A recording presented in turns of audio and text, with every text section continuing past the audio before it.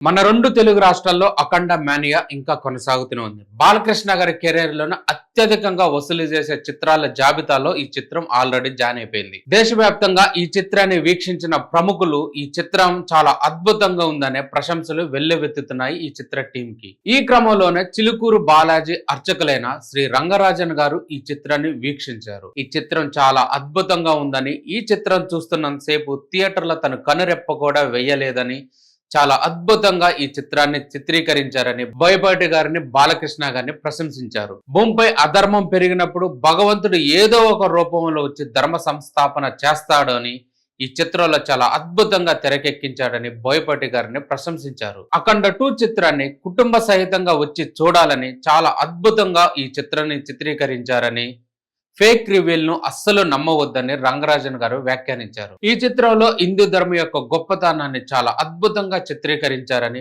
బోయపాటి గారిని, బాలకృష్ణ గారిని ఆయన ప్రశంసించారు. అఖండ 2 రెండు తెలుగు రాష్ట్రాల్లో విజయవంతంగా ఇప్పటికి కూడా ప్రదర్శించబడుతుంది. 100 కోట్ల క్లబ్ లో ఈ చిత్రం జాయిన్ అయిపోయింది. బాలకృష్ణ గారి రౌద్ర రూప నటన, బోయపాటి గారి డైరెక్షన్, బాలకృష్ణ గారి అభిమానుల స్టామినా ఈ చిత్రం యొక్క గొప్పతనాన్ని భారతదేశానికి తెలిసేలా చేశాయి. నిత్యం సనాతన ధర్మాన్ని ఆచరించే బాలకృష్ణ గారికి ఇలాంటి ఇంకా మంచి మంచి చిత్రాలు రావాలని, ఆయన కెరీర్ లో ఇంకా చాలా అద్భుతమైన తారాస్థాయికి చేరుకోవాలని మా మ్యాక్స్ టీవీ కోరుకుంటుంది.